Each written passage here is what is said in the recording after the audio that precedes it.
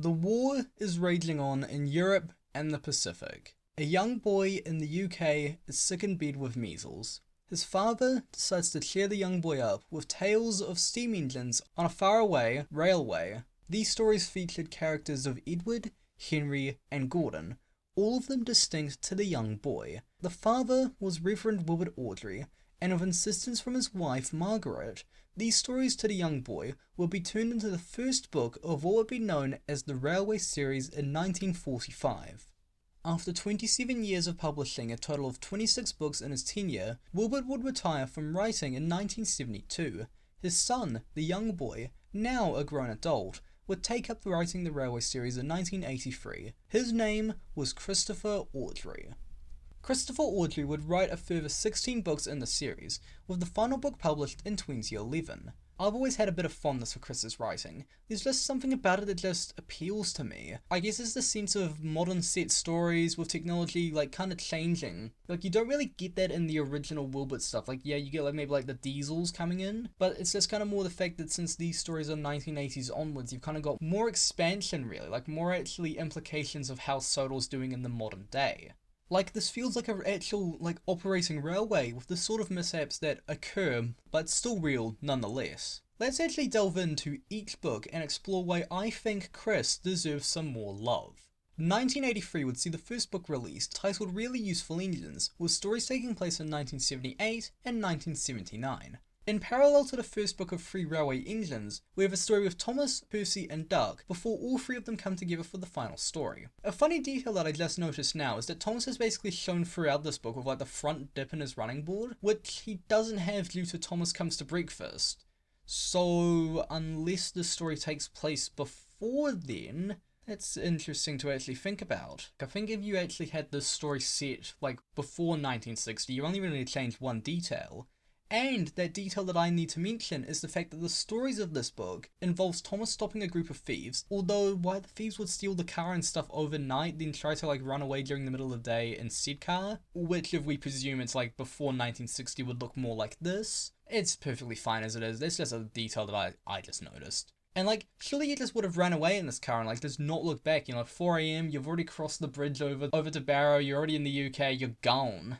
The next story has Percy having to deal with Post and Tom Tipper, and gives us this haunting illustration, and Duck having to help with the flying kipper, and crashing into the back of it. Then, the final story has all three coming together to take over the Express while Gordon is away at the works, of which Percy fails, Duck basically fails as well, and Thomas is basically just on his own. You know what? This book is just cozy. It's simple, yet Chris hits the ground running with his first attempt. That could not be said so much for Clive Spong. The pupils are so large in this. Ooh, those proportions look a little bit icky. Where's the Scullery Railway? No, seriously, where is it? Where did you put the door? This is what the image should look like. This is the weakest of Clive Spong. But trust me, he gets real good, I promise. This first outing is actually quite good. Hope he keeps up the momentum, which of course he did. 1984 would see the next book, James and the Diesel Engines, join the series, with events taking place in 1984 apparently. Now oddly, this book isn't really about James and diesel engines. Yes, it has James and it has some diesels, but they don't share that much on screen. It's like saying a Batman and Superman movie, but half of it is just Batman and half of it is just Superman. Oh wait a second. At least Duck and the Diesel Engines had Duck and Diesel actually kind of interacting. The first story of this book has Old Stuck-Up arrive, then basically immediately leave after hitting the back of the shed. The next is James Tokyo drifting some wagons. The third is Henry disconnecting his tender. And then the fourth is James unable to take on water due to ice and basically not allowing the air to go through. Basically just simple physics and Bernoulli's. I don't know. Oh no, that's a thing that my fluids teacher just said a whole bunch, so I guess that might as well count. Might be correct. But yeah, these four stories just seem a bit disconnected. Let's hypothetically say that Old Stuck-Up stays on Sodor. You could have had the Crossline story still happen with him. Hell, you could have actually just had it that because he's quite a long diesel, that he was actually, Tokyo drifting. That would be kind of interesting to actually see. Oh, he crashes through the shed, and then he crashes a signal box. He's given a third try, basically. But then James is like, oh, why is he still here? Oh, I'm so grumpy. Ah. And then, while being so angry and so bumpy with the coaches, that's when he disconnects his own tender. There is an alternate universe where this book is structured like this, with the final story having them actually like kind of reconcile at the end. That's actually kind of an interesting thought. It seems like an easier way to tell the overall story. If someone's able to actually write a kind of a draft kind of thinking about changing things and such, that'll be kind of interesting to see. Although, I will say, the fact that Old Stuck-Up is gone does allow us to get the other Diesel that allows us to be diesel engines plural, and that is the Works Diesel. Woo! Yes! My goat, the best character in the series. I guess everything balances out. Hell yeah. Side note, Spong has actually got quite a lot better at his illustrations. Like, we're not anywhere near his peak, and some parts are a little bit iffy. But, like, he's gone from, like, 5 to, like, maybe 4 out of 10 stuff to, like, 7, maybe even 8 out of 10 stuff. That is actually a very crazy improvement, and I actually really respect him for that. Delby never really improved like that, let's be perfectly real. John T. Kenny, he kind of kept the same stuff throughout. The Edwards kind of changed a bit, but I think Spong's the one that's, like, the most improved. But yeah, this book, James and the Diesel Engines is like an alright book, but I don't know why, but I think it's just like not as great as really useful engines, so I'm gonna just put it at the bottom of the list. We'll keep this list thing going throughout all the rest of the stuff. You'll see what I mean in just a moment. 1985 would see our first foray to the Skarloey Railway with Chris, with great little engines, with stories taking place in 1982 and 1984. This is actually an alright book, like I kind of vibe with it. But it is definitely the weakest Skarloey book that we've had so far. Like, we get a story of Sir Handel leaving quickly at the station without the guard. We've seen this like twice. Peter Sam getting stuck in branches. Although, it's kind of funny actually how in the text it's just like, does anyone have a knife here? And then like 5 passengers just pull out knives. Who's carrying knives to cut brambles? I'd be fine if it's like a switchblade, but if it's like bramble cutting enough, you know how big brambles can get. I think we guys gotta think about what the crime is on Sodor. This is a little bit suspicious, guys. The third story involves Duncan delivering soda pop to some scouts. No, not that soda pop. Great movie, not for this video. And Sir Handel getting a black eye. The first Sir Handel story is alright. The Peter Sam story is funny because like, it is this like again, that knives cutting thing. Like that's just kind of funny. The third story is interesting for the first half. Quick TW Mallard 38 lore drop. I am actually an official Boy Scout. I've got quite a few badges. I've done all the stuff like camping, knotting, tramping, mapping, all that stuff that you kind of think about when you hear Boy Scouts. So I would so very much like to be at that campsite next to the railway. Like just imagine that, just all you've got to do is just seemingly clear out just some culverts and such, and then you just get to see trains go by. I just think that's kind of neat, just, you know, there's a little bit of fun actually contributing back to society rather than being a hateful person. But the second half of the story, he goes to the station and then gets bottles of pop when like the lake, which does look drinkable by the way, the lake is like 200 meters up the line. I don't dislike this story as most people do, but it's definitely in the bottom half of like all the Railway series stories. I personally think that maybe you could have swapped Peter, Sam and Duncan. Like Duncan gets stuck in the brambles, Peter Sam goes help them with the pop. You could actually have Duncan have some funny banter with like, oh, I'm getting stuck in the brambles, ain't it? You know, like whatever his Scottish accent is, if he does have one. I'm not sure if he actually was ever confirmed to have a Scottish accent. And like it can explain why Peter Sam is actually willing to help the Boy Scouts. And the final story itself was actually pretty good, taking real events involving Sir Hayden and using it quite effectively. Just wonder if they should have had like more stories on the Tower Flynn. Like, surely there's at least something you could do with the real visit of Prince Charles and Princess Diana in 1982 when Sir Handel actually went there. It's not the first time we've seen a royal, well, sort of, like I guess there's only like 2 images of the Queen, it's not really enough. But it's not the first time that we've seen a royal in the Railway series. I'm pretty sure they would be perfectly fine with using that.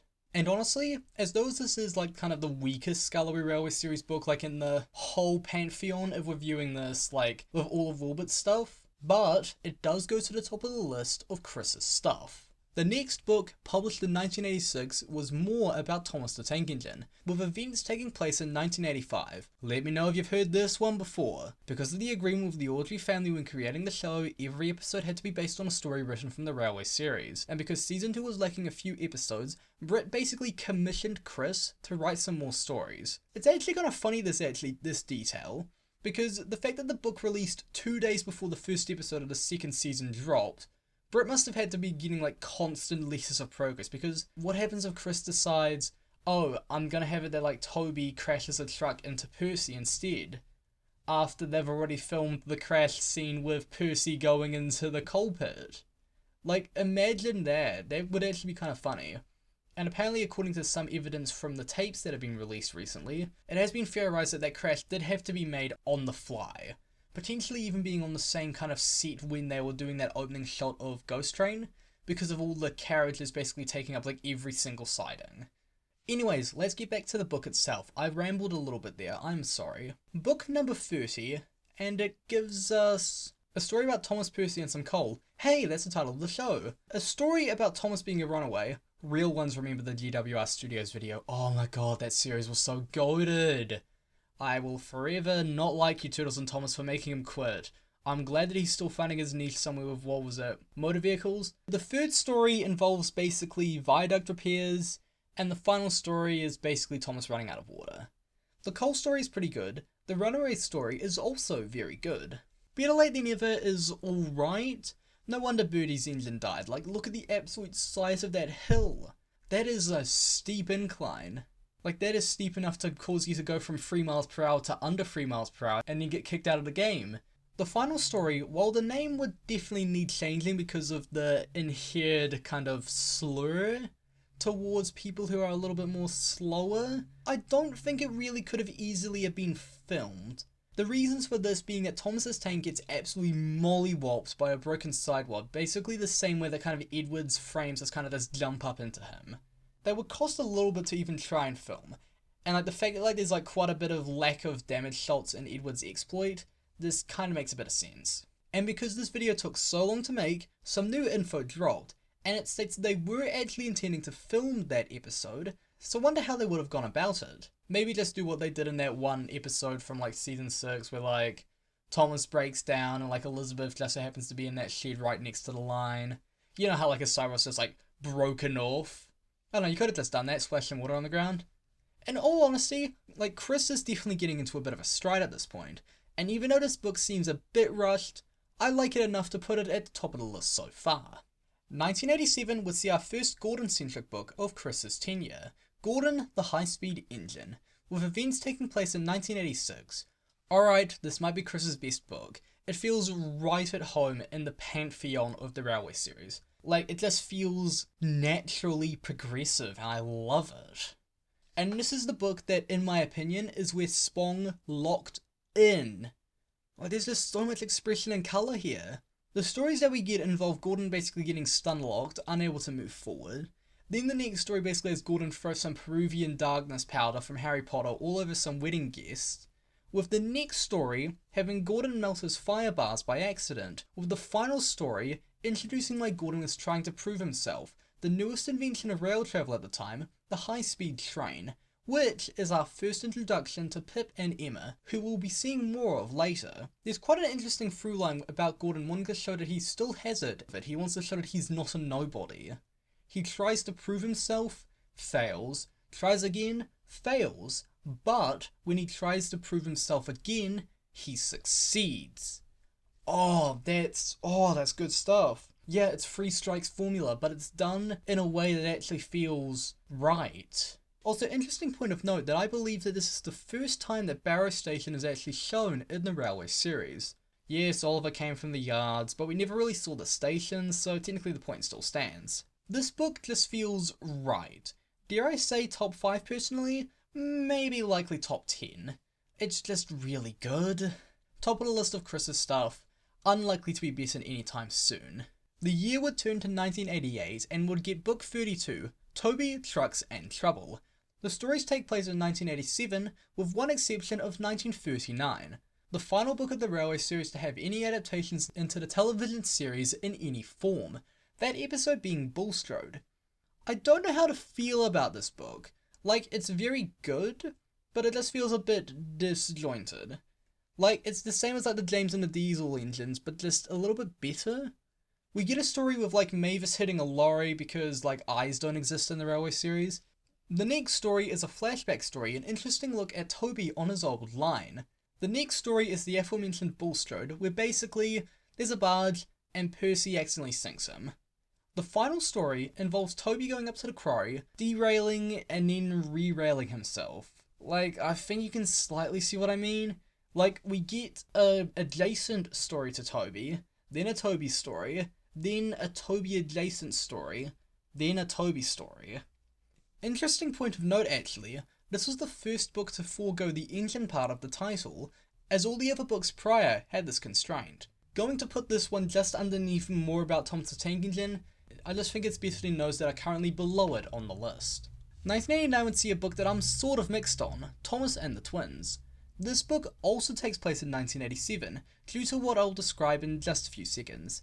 It actually has a very interesting premise. So basically, because Thomas is quite heavy, and the Elves Bridge needs repairing, Topham decides to send him to the Brendan branch. An actually good reason to send Thomas elsewhere. You know what, I actually dig it. But then it's kind of when Thomas goes to the Brendan branch that it slightly falls apart.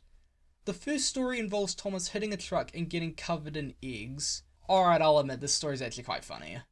Then the next is about Bill and Ben getting photos. Okay. The next story has Trevor basically whistle loudly when Edward's train becomes derailed. Oh no, please no, this is getting quite boring. Then the final story has Thomas go and rescue the twins after a part of the line floods up near the China clay pits. Okay, I think we've just saved it. Like, this feels disjointed at best, with that Trevor story sort of disrupting the flow entirely. That's got nothing to do with Thomas or the twins. Like, yeah, the story shows more of the Wellsworth Junction, but that's not enough. The first half of the book is very good, the second half sort of falters a bit, but it's still good. We haven't got into a weak Chris book just yet, but we're kind of on the edge of the cliff. Does anyone have any good ideas on how we can get out of this? I don't really want to be on the edge of the cliff no more. How about you, Michael Caine? Have you got any ideas? Hang on, lads. I've got a great idea. Oh, really, Michael Caine? Can you tell me that in just a moment? I just got to explain to the viewers over there. In the meantime, I'll put this above Great Little Engines and just below that book. Now, back to your idea, Mr. Caine?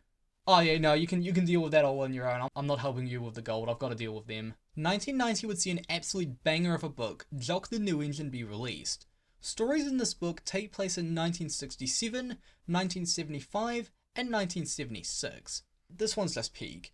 And not just because the Arlesdale is like my second favourite railway on Sodor, just behind the Caldy Fell Railway, but we have to address the tiny elephant in the room. Oh my god, he even looks at the same colour. Oh my god, I just realised that now. Oh, bozo. And that's Frank. The first story has like a neat first half of Frank basically being told that he wasn't put into the first Arlesdale book because he was basically being repaired off screen, you know. Yet the second half features two-way radio, which wasn't on the Ravenglass for like quite a few years after the story takes place. Like, yeah, I know that in like the Island of Sodor book it says like they adopted the radio thing from the Ravenglass, like the Arlesdale borrowed from them. But I'm perfectly fine with a railway on Sodor having something new. The second story is alright. Involves Bert pulling a train using glue. The next two stories are actually quite an interesting two-parter, with the first one giving us Jock, named by Douglas, for the undercoat colour that he was given, even though his nameplate was already on there. Classic. The next story has Mike try to fake being sick, only for Jock to show Mike up in return. Also, I forgot to mention this, there is a mistake on how Bert says that he is the youngest, when he's actually the oldest by quite a margin. Like, he's an unk compared to the rest of them. I like this book. It's my personal favourite of Chris's tenure, so no surprise, it goes straight to the top. But let it be known that Gordon the High-Speed Engine is better written overall. I just prefer Jock the New Engine, if that makes sense. Our next book was released in 1991, and that was Thomas and the Great Railway Show. Oh, that's a bit of a mouthful. With stories taking place in 1990. This is also a book that I like. It's funny that this book was basically commissioned by the National Railway Museum in York.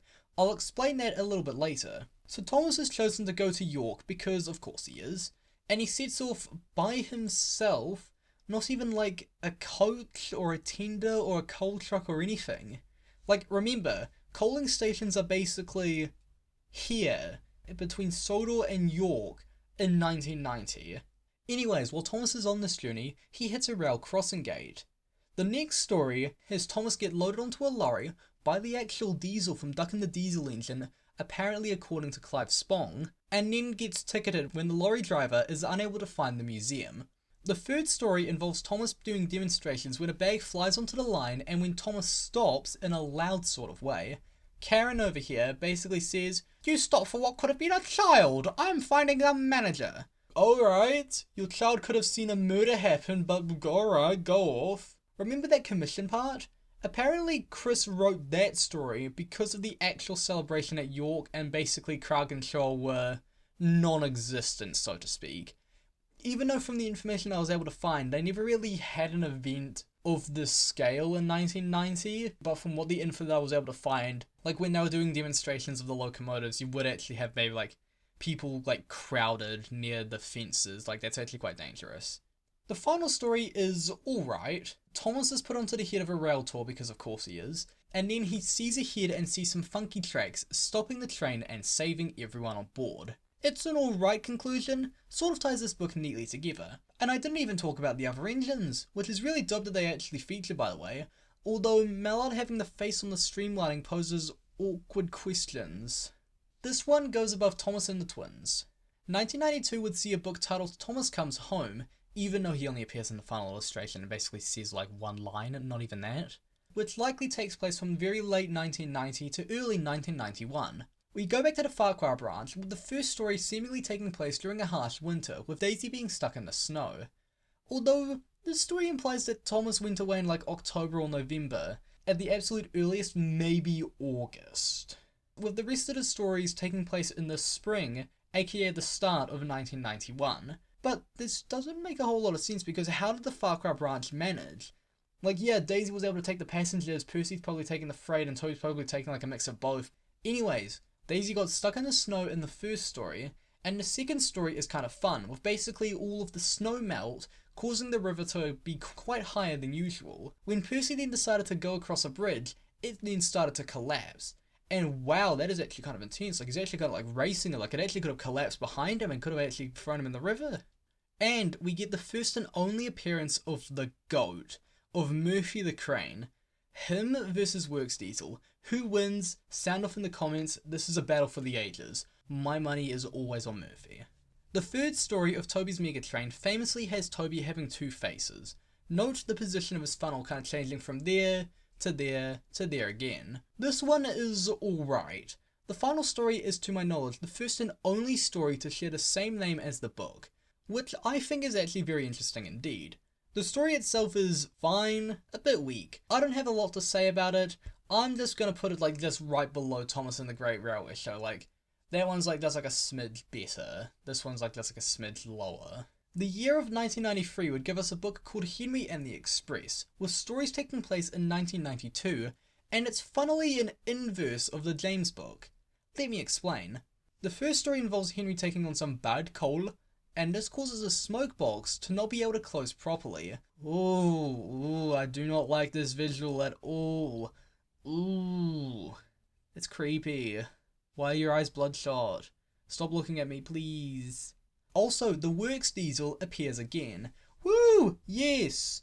The second story has Henry have to go to Crovan's Gate to be repaired, but he was at Wellsworth when he failed.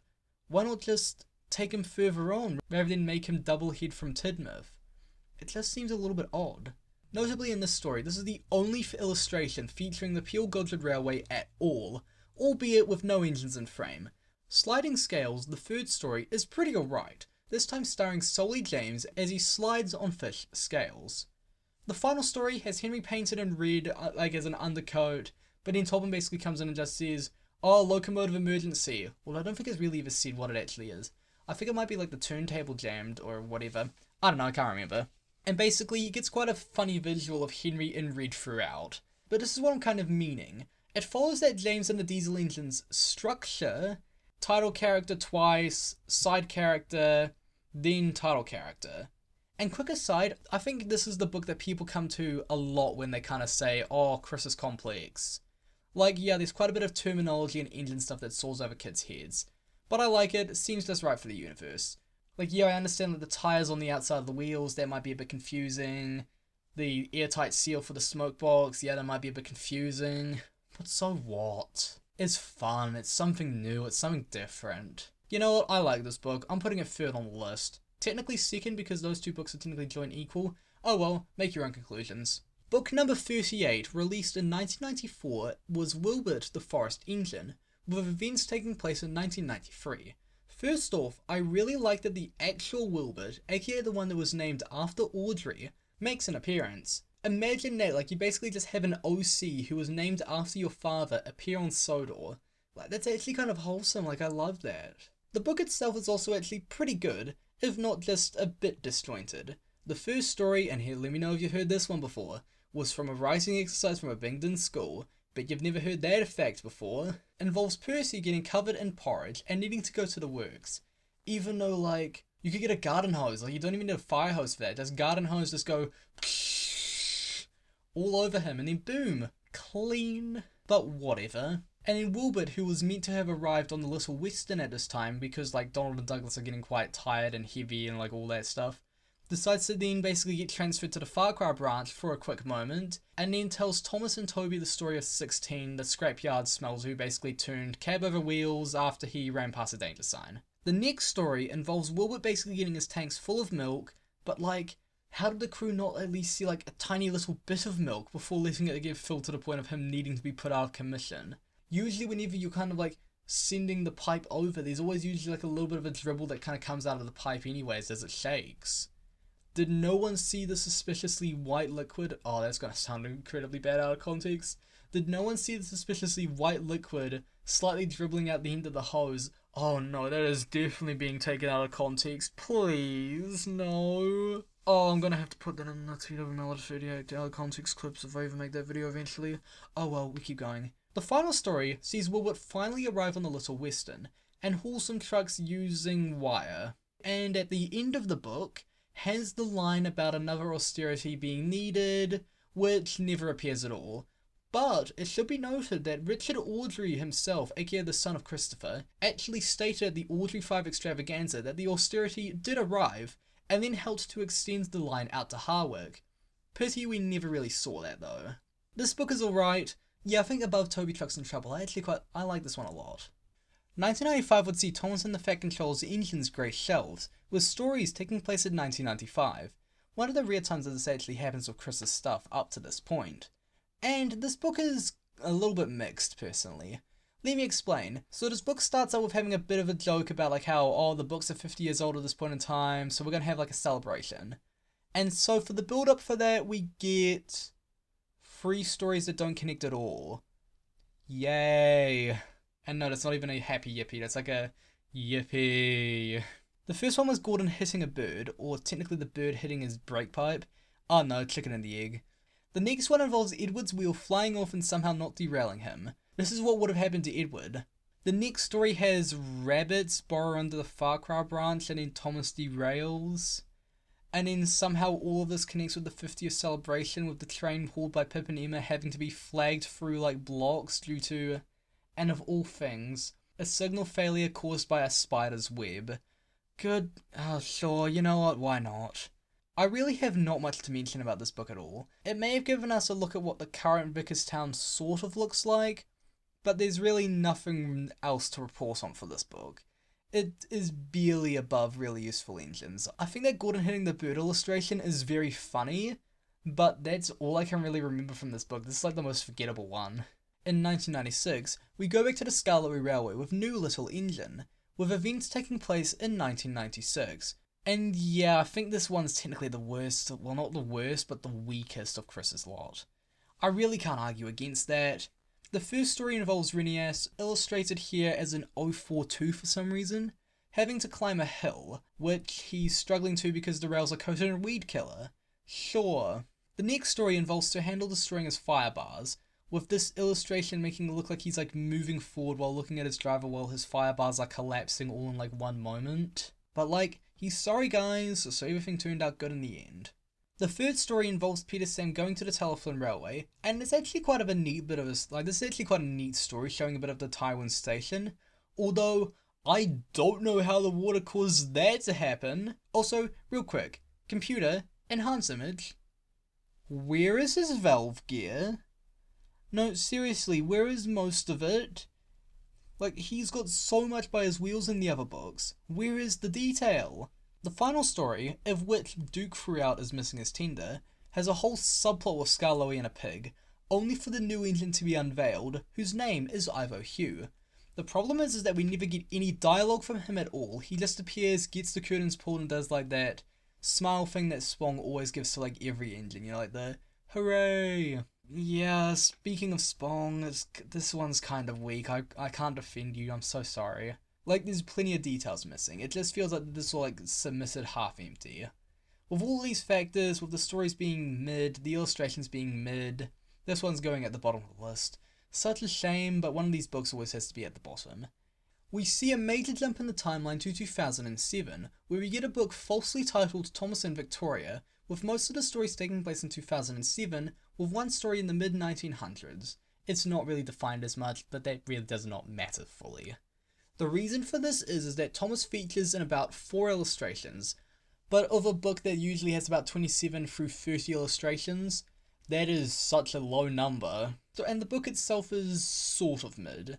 Basically, the first story has like a car run out in front of Toby, and then like the overcrowded balcony causes like Henrietta's front end to like buckle slightly. By the way, I'm using like this illustration because the actual one really does not show any of this happening. Because of this, Toby needs another coach, and conveniently, Thomas finds Victoria. Well, not really Thomas, more like a guy with a saw, but like anyways, like that guy was like already cutting around the shrubs, and then Thomas was like, oh hello, I can see you now. Also, yeah, like, I think, like, Thomas finds Victoria up near Elsbridge, I believe? Was she just there all of this time and no one knew she was there? Like, how do you just not notice a coach hiding amongst the trees for presumably a very, very long time? The second story has a very interesting flashback to the Furness Railway and this funky station. It's so cool the story actually takes place, like, on a real place, like, on a real section with, like, a real heritage railway operating today. The story location, Chris uses that to maximum potential. The rock tunnels getting blocked by snow. That's so cool. I love that. And like, it just feels like a good kind of different, you know, like it buries Albert, like the engine pulling the train. Barry's like kind of part of that train. It just feels kind of just like, feels fun. The third story is alright. Basically Daisy and some eels, nothing really special. And the final story has Victoria be fully restored and join Toby's vintage train. This is just kind of a forgettable book.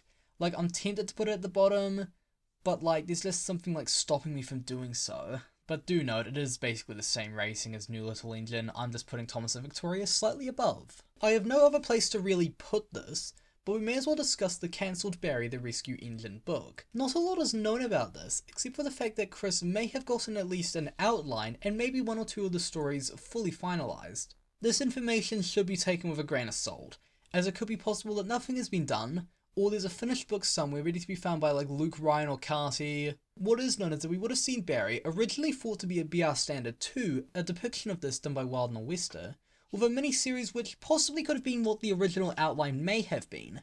But according to Richard Awdry, Barry is not a BR Standard 2, but a BR Standard 2MT, basically the same basis as Arthur. And that's actually kind of a funny coincidence, you know, considering that Arthur was basically like an OC created for the show.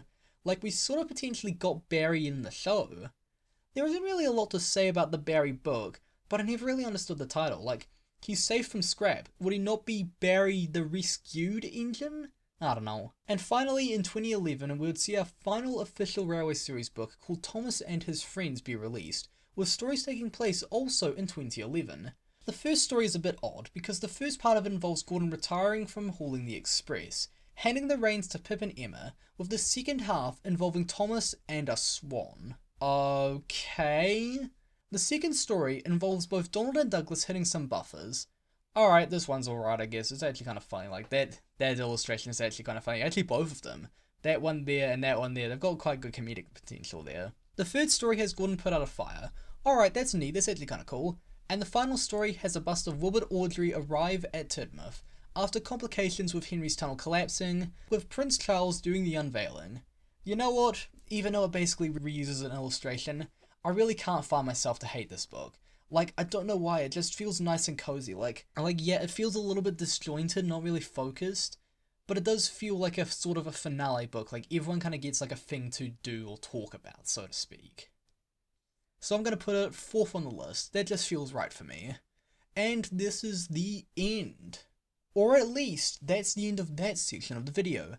The next section is why I'm more like Chris as a writer. The first point is that most of the characters feel exactly like Wilbert wrote them, with character growth happening for each of them. I wouldn't be surprised if Wilbert was actually like with Chris, like mapping out all the character development alongside him during the writing process. You know, like a father being like, oh yeah, alright, I like what you're working, here's some constructive criticism, you know, change this. And like it just like all flows, like it feels like there's someone like behind the scenes with Chris, like they're both working in tandem. Gordon's plot arc feels like something that Wilbert would have tried. Henry and James have quite a fun dynamic going on with each other. The Far Cry gang feels the same in a good way. The Awdry Railway and the Skarloey Railway crew all feel true to themselves as well, with a bit of development for quite a few number of them. Unfortunately, I can't say a lot for like Engines on the Little Western and Brendan Branch. They don't really have a lot to do. While this may have been from the publishers wanting more Thomas, even just a few stories with them would have been nice, rather than them basically getting to like a few lines or just like a few words. Like I think that actually Oliver doesn't speak once in any of the books. Chris actually seems to have given quite a bit more depth to parts of the islands that you wouldn't have thought would have needed depth. Like we've got multiple illustrations of places like Hackenbeck, Arlesdale, the junction at the Skarloey Lake, the China Clay Pits, Brenham Harbour, Knapford Junction, Tidmouth Yard, Kildane, maybe Ballyhoo. Not really sure of this angle, like if that's actually Ballyhoo, like he's going that way, but like why is the church on the left when like images show like on the right? I don't know. And even like the main junction for Edward's Line. Best way I can kind of describe it is that like Wilbert made like a very beautiful cake. What Chris has done is he's basically like cut like along the middle half, raised it up, put cream in the middle, then put the things back together, you know, like it's still the same cake, just technically now more dense and like a little bit more filling and more bitter. However, this all being said, no one is perfect. I'm not perfect, you're not perfect, and Chris Awdry is not perfect. Let's get a little bit critical. I will say that quite a lot of these books have missed potential. Like I think that we could actually do a video on fixing these books. Another strange point of note is how the books kind of happen with, like, have events happen with them that seem out of date. On screen, there are quite a many cases that I could note of this happening, like with instances of like the Thomas and the Great Railway Show and like Great Little Engines, either being like slightly out of order of real world events, or having stories take place in like different years. This may create a bit of confusion for some readers who wish to research this dense series. You know, find out why Sir Handel got a black eye. Find out how, like, the Great Railway Museum kind of was operating in, like, in 1990, enough for them to put Rocket, Iron Duke, Duchess, Green Arrow, Mallard, all of them out on display. Like what was happening then? We don't really know.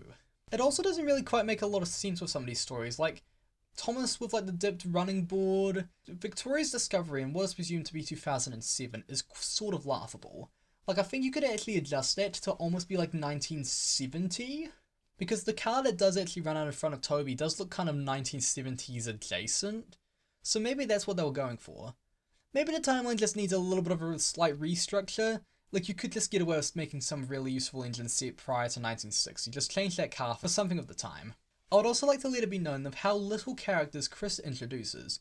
Like, let's count the number of new engines. We've got technically 2 for the Arlesdale, Frank and Jock. Technically 2 for the Skarloey Railway.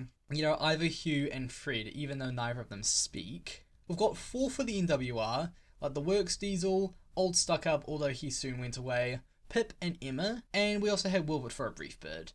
But not really that many more, if any. And only really Jock, Pip and Emma made any sort of impact. And any of the new engines from the Great Railway Show really don't count that much because we don't really get a lot of time to learn much about them. Except maybe Green Arrow. Now yes, this all kind of came about due to the lack of steam engines and abundance of diesel engines at this point in time. You know, 1980s through to the 2010s. But like, you know, it could have at least been something new to introduce. Maybe Barry. Maybe get a Barry sweep going. Hashtag Barry. But even with these gripes, for Chris to still be able to find stories that can still be memorable for each engine time and time again is no easy feat, mind you, considering Chris was at the time scraping the barrel. I do wish the TV series adapted more of the book's stories. There's some quite good stuff in here that could be fun to see. And this is why I've always found Chris's work to be pretty good for the most part. It just feels like a natural extension of what Wilbert was writing. And while some of the stories are a bit weak, it still feels like the Railway series. Like that's the best that's the best compliment I can give. You can read any of the books kind of slightly out of order. Like yeah, some characters are introduced or whatever, but that book feels like it belongs with that book, feels like it belongs with that book. Like they all feel like they're in the same series. Like it really could have gone horribly, and I'm glad that Chris found his footing and gave an additional 16 books to the series. Like, just like, imagine that if it had ended in 1972, we'd have no idea how on earth Sodor was operating today. You know, like, we get, like, more of Sodor and more of, like, its modern history, and I think it's actually really neat. Really good stuff. And with that, it is my time to leave. Do take maybe a few moments to, like, share, subscribe, do the things that YouTube tells me to tell you, turn notification bell on, all that type of stuff. And I shall see you in the next video, hopefully. Goodbye, and I shall leave you with this. The year is 2025. Conflict rages across the world. But also across the world, plenty of people come together to celebrate. It's been 80 years since the first Railway series book was published, giving birth to a series that would captivate people from all walks of life. With help from the television series, more and more people are finding and connecting with the stories about talking trains on the island of Sodor. They find comfort in how the stories are presented, illustrated, told, and written. The fandom is going as strong as it ever has been, with many people showing their love for Sodor in many different ways. While there hasn't been a Railway series book released in over 14 years, the fandom gathers for Awdry extravaganzas to show their love for this quaint little series. And this is only in Wales, mind you. A side of the series overlooked is in Christopher Awdry's writing, with some citing it to be too dull, too complicated, not really adding much. But when we take a step back and look at the history of Sodor as a whole, I am glad to say that Chris's stuff still holds up, and I couldn't be prouder as more people begin to value both father and son equally. As the years pass, with new information expanding the world of Sodor, we can only hope for not just the 90th anniversary, but the 100th too, to be absolute celebrations of so many people across the globe's love for the talking trains on the island of Sodor. And now it was time for TWMR38 to leave. He had said everything. First major end card for this channel, so I guess we may as well use it. Watch a recommended video here, watch the previous video here, or just let the music play out. The choice is yours.